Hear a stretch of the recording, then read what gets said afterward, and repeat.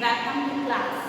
आज हम अपनी क्लास में अपना फर्स्ट चैप्टर पढ़ने वाले हैं which is reproduction in organism.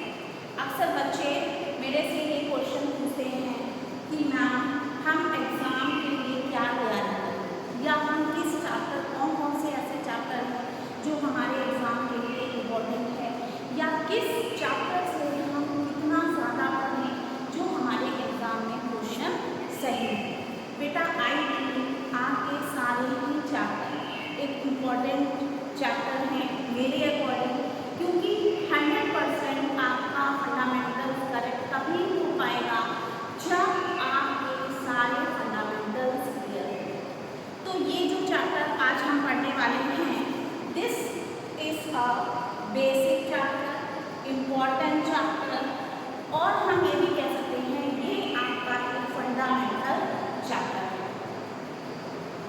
आगे टाइम में जब आप इसके बाद अपने नेक्स्ट चैप्टर में आएंगे, this is sexual reproduction and human reproduction, तो उसमें आप सारी चीज़ें हम डिस्कस करेंगे। तो जब आपका ये चैप्टर, आपका फंडामेंटल चैप्टर क्लियर होगा, तभी आपको आगे वाले चैप्टर के टॉपिक समझ में आएंगे।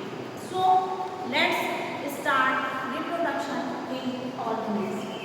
देखिए यहाँ पे आपके वर्ड एक है रिप्रोडक्शन एंड दूसरा है ऑर्गेनिज्म। क्या होता है जन्म? जीवों के अंदर जनन यानी जीवों में जन्म।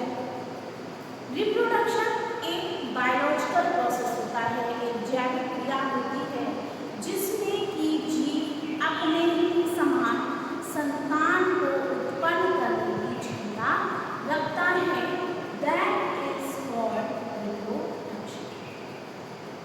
अब नेक्स्ट क्या है कि वो या तो एग के थ्रू किसी ऑर्गेनिज्म का एक न्यू इंडिविजुअल का जन्म होगा या फिर वो डायरेक्टली होगा, यानी अपने ही समान जीव को उत्पन्न करना, this is known as reproduction. अच्छा, एक चीज और हम लोग साथ में पॉइंट्स में नोट करते चलेंगे। So write down, it is a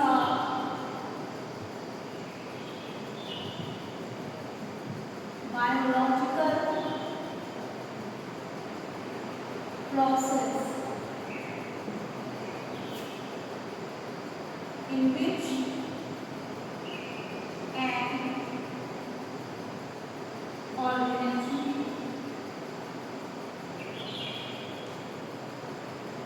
gives rise to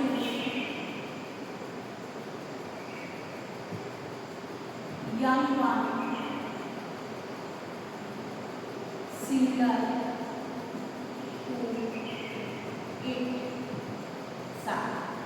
ठीक है, ये आपकी डेफिनेशन हो गई आपकी रिप्रोडक्शन। अच्छा, रिप्रोडक्शन अगर नहीं होगा तो क्या होगा, क्या इम्पोर्टेंस होती है रिप्रोडक्शन की?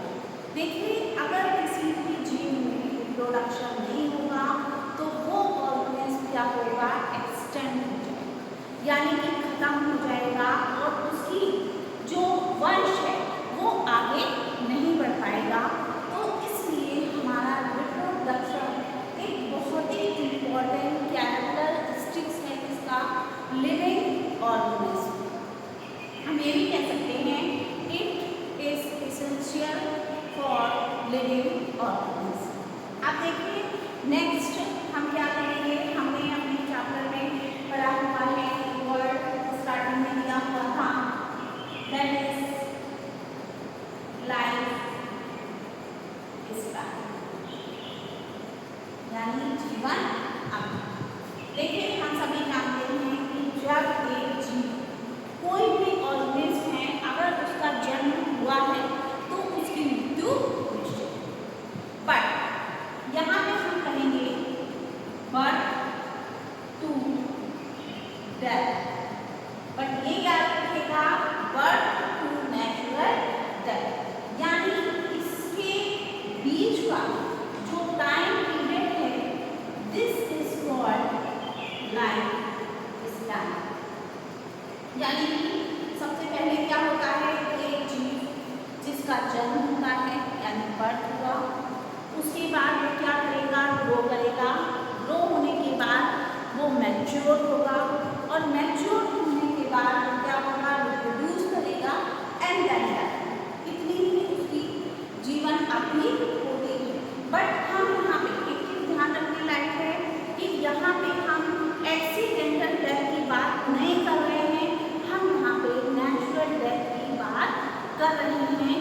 तो नेक्स्ट पॉइंट आप नोट करेंगे, the period of birth to natural death is called life span। ठीक है, आगे बढ़ते हैं। अगर हम एक लाइफ स्पैन के एग्जाम्पल की बात करें कि क्या उसका एग्जाम्पल होगा, तो हम एक इंसेक्ट की बात कर सकते हैं कि मान लीजिए आज मॉर्निंग में एक इंसेक्ट है, उसने जन्म लिया। ठीक है, जन्म लिया, एग हैच हुआ, लार्वा बना, प्यूपा बना, ग्रो हुआ, मैच्योर हुआ, रिप्रोड्यूस हुआ और खत्म हुआ। ठीक, और आज सुबह यानी कि कल नेक्स्ट डे उसकी लाइफ साइकिल, उसकी लाइफ खत्म हुई। तो यानी कि वो क्या है, वन डे इंसेक्ट प्लांट, तो उसकी जीवन अवधि कितनी थी, एक दिन।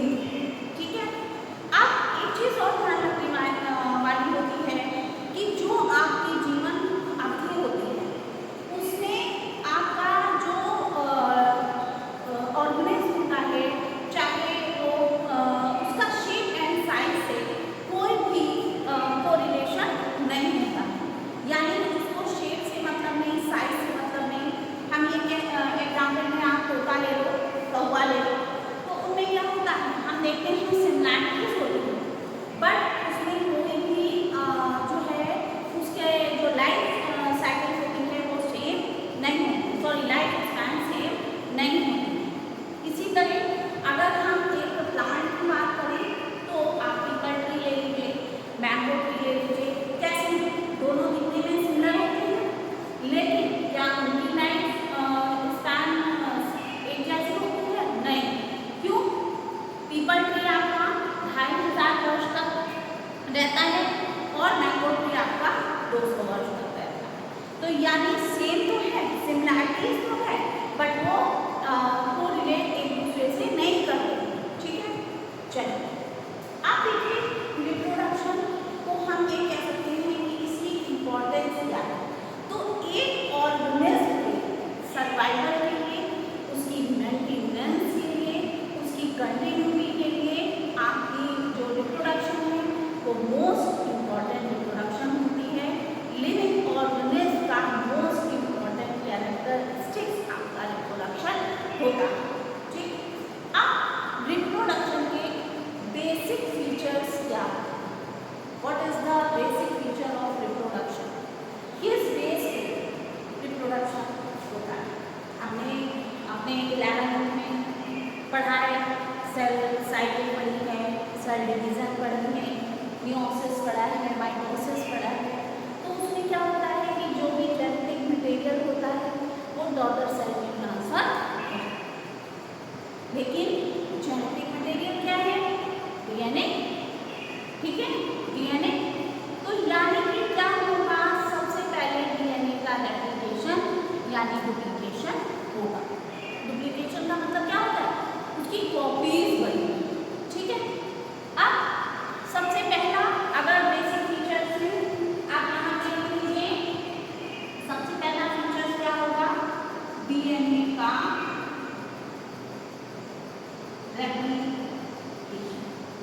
ठीक है, तो सबसे पहले क्या हुआ कि डीएनए की कॉपीज सारी स्टेजेस हो गई। उसके बाद जो है क्या होगा, यानी कि जो सेल है वो डिवीजन के लिए रेडी होगा। ठीक, अब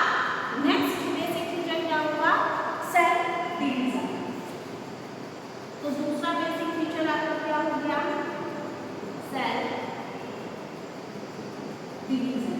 ठीक है, यानी कि सेल क्या हुआ, सेल आपका रेडी हुआ, डिवाइड हुआ, डिवाइड हुआ किसमें, दो टोटल सेल्स में, डिवाइड होने के बाद वो क्या करेगा, ग्रो करेगा। ठीक है, ग्रो करेगा और ग्रो करके थर्ड हमारा क्या हो गया,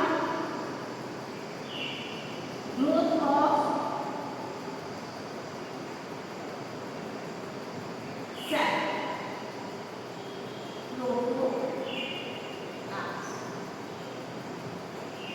अब देखिए ग्रोथ जब हो जाएगी तब क्या होगा, रिप्रोडक्टिव यूनिट बनेगी, और जब रिप्रोडक्टिव यूनिट बनेगी तब रिप्रोडक्टिव यूनिट बनने के बाद ही आपकी क्या होगा, एक न्यू इंडिविजुअल आपका तैयार होगा। तो यानी फोर्थ आपका क्या है, formation of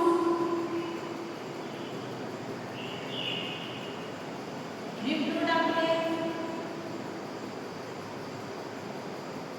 formation of reproductive units।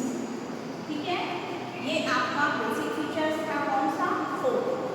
और 5 जो है आपका बेसिक फीचर क्या हुआ, formation of new individual.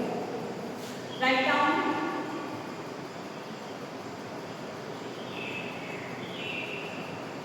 Formation of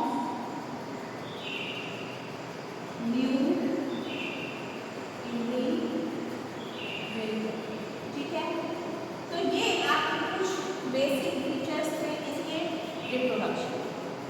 अब इसके आगे जब हम अपना नेक्स्ट क्लास में टॉपिक पढ़ेंगे तो वो हम क्या पढ़ेंगे, टाइप ऑफ रिप्रोडक्शन। आप सबने पहले पढ़ा ही होगा